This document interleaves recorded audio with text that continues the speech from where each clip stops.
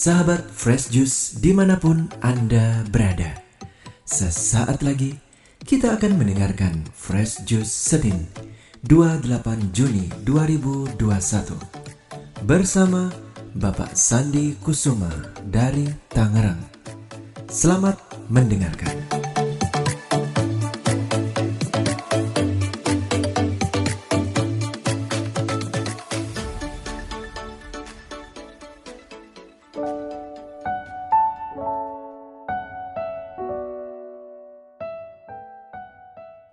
Para pendengar dan pewarta Daily Fresh Juice, marilah kita renungkan apakah kita telah menjadi pengikut Yesus yang setia?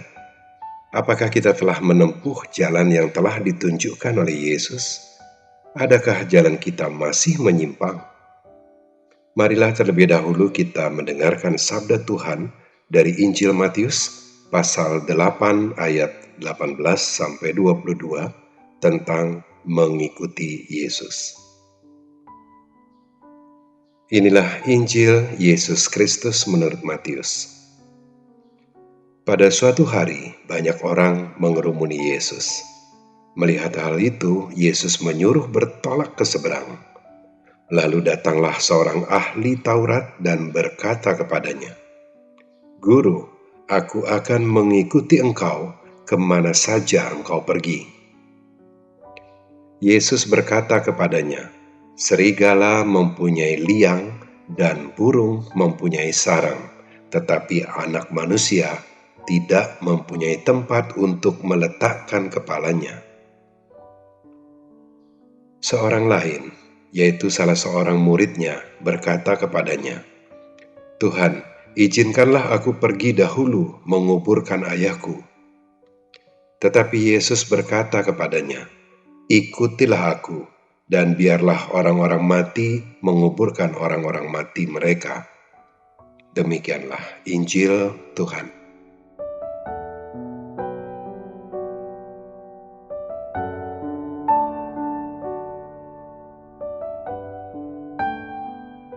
Para pendengar dan pewarta Daily Fresh Juice, di zaman Yesus 2000 tahun yang lalu, para murid mengikuti Yesus dalam arti kata fisik, bergabung dalam rombongan untuk belusukan dari satu tempat ke tempat yang lain. Di antara para murid itu, ada yang memang dipanggil oleh Yesus. Tetapi sebagian besar lainnya mengikuti Yesus karena kehendaknya sendiri, atau karena mendengar tentang Yesus lalu tergerak untuk mengikuti Yesus. Simon Petrus dan Andreas adalah dua bersaudara yang didatangi oleh Yesus ketika mereka sedang menebar jala di danau. Yesus berkata kepada mereka, "Mari ikutlah aku dan kamu akan kujadikan penjala manusia." Lalu mereka pun meninggalkan jalannya dan mengikuti Yesus. Begitu pula halnya Yakobus, Yohanes, atau Lewi si pemungut cukai, dan juga murid-murid lainnya. Yesus memanggil mereka untuk dijadikan muridnya. Ketika Yesus mulai mengajar di Bait Allah serta melakukan banyak mujizat, maka orang pun berbondong-bondong datang kepadanya dengan kepentingannya masing-masing. Ada yang datang karena senang mendengarkan pengajaran Yesus, ada yang ingin menyaksikan sendiri Yesus membuat mujizat, ada juga orang yang datang untuk memohon kesembuhan dan sebagainya. Lalu, bagaimana dengan para ahli Taurat dan orang-orang Farisi? Ada juga di antara mereka yang datang kepada Yesus, tetapi sebagian besar lainnya justru menolak Yesus atau bahkan menentang Yesus. Nikodemus adalah salah satunya. Ia datang kepada Yesus pada waktu malam, barangkali agar tak mencolok mata, karena ia adalah pemimpin agama dari kalangan Farisi. Dari bacaan Injil hari ini kita mengetahui ada seorang ahli Taurat datang kepada Yesus dan berkata, "Guru, aku akan mengikuti engkau kemana saja engkau pergi." Semestinya Yesus pantas merasa senang. Ada ahli Taurat mau mengikuti dia dan menjadi muridnya. Tetapi rupanya Yesus tidak mengungkapkan sukacitanya. Yesus tidak berkata, misalnya, engkau telah memutuskan yang benar, atau mungkin kata-kata pujian lainnya. Yesus malah berkata demikian, Serigala mempunyai liang dan burung mempunyai sarang, tetapi anak manusia tidak mempunyai tempat untuk meletakkan kepalanya. Entah apa yang memotivasi ahli Taurat itu, tetapi apapun itu, ternyata tidak berhasil menggerakkan hati Yesus. Barangkali saja sebetulnya hanya ingin nebeng ngetop misalnya. Atau mungkin dia tidak tahu seperti apa sih menjadi pengikut Yesus itu. Rupanya ia tidak tahu kalau mengikuti Yesus itu artinya menyangkal diri dan memikul salib. Bisa jadi saja ia berpikiran, jika mengikuti Yesus ia juga akan menuai banyak pujian, akan dieluk-elukan banyak orang, atau seperti yang diharapkan orang-orang agar Yesus mau menjadi raja bagi mereka, dan setelah menjadi raja tentu akan kaya raya, dan ia sebagai pengikut tentu ikut kecipratan. Makanya ia tentu kaget dengan jawaban Yesus yang tak disangka-sangkanya itu. Kalau disederhanakan, jawaban Yesus itu kira-kira seperti ini. Kamu tuh keliru. Aku ini orang melarat, lebih melarat daripada serigala atau burung. Serigala masih punya liang, burung masih punya sarang, sedangkan aku bantal untuk menyandarkan kepalaku saja aku tak punya. Seandainya saja ahli Taurat itu tahu akan seperti apa jadinya, bahwa para murid banyak yang mengalami penganiayaan dan bahkan meninggal dunia sebagai martir, rasa-rasanya ia akan membatalkan tuh niatnya menjadi pengikut Yesus. Rupanya saya mesti segera introspeksi diri. Apa sih tujuan saya mau mengikuti Yesus? Apakah seperti ahli Taurat itu, berharap bakalan sering mendapat rezeki nomplok, menjadi kaya raya, atau menjadi orang terkenal?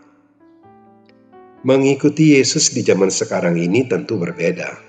Kita tidak secara fisik belusukan bersama Yesus.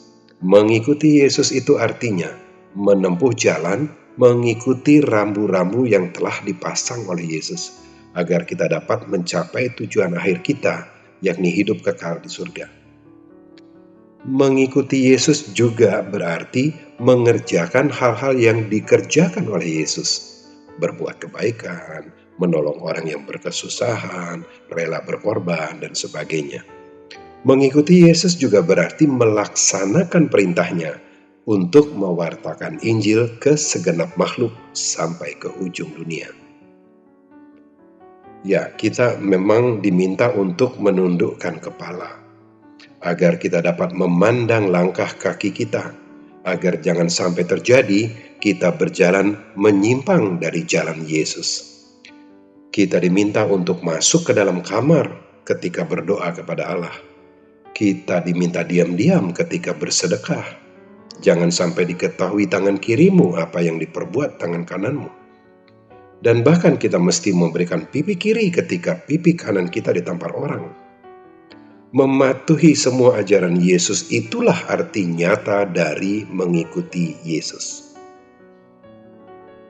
Namun demikian, kita juga diminta untuk pandai-pandai menempatkan diri. Guna menghindari kesombongan, maka kita diminta untuk merendahkan diri. Jangan pamer-pamer, karena yang merendahkan diri akan ditinggikan, dan yang meninggikan diri akan direndahkan. Tetapi, dalam hal kita menjadi saksi, terlebih ketika kita mesti mewartakan Injil, menjadi garam dan terang dunia, maka kita mesti menempatkan pelita di atas tiang dian, agar cahayanya memancar lebih jauh. Jangan menempatkan pelita di bawah gantang atau di bawah tempat tidur. Dan janganlah kita menjadi lupa bahwa melaksanakan kehendak Tuhan adalah prioritas utama dan yang terpenting, yang mengalahkan segala urusan lainnya. Janganlah kita bersikap seperti murid yang dikisahkan pada bacaan Injil tadi, senangnya mengulur-ngulur waktu, menunda-nunda tugas perutusan kita dengan berbagai dalih untuk dijadikan alasan menolak panggilan Yesus. Marilah kita secara fanatik dan radikal mengikuti Yesus Tuhan kita. Amin. Sahabat Fresh Juice, kita baru saja mendengarkan Fresh Juice Senin 28 Juni 2021.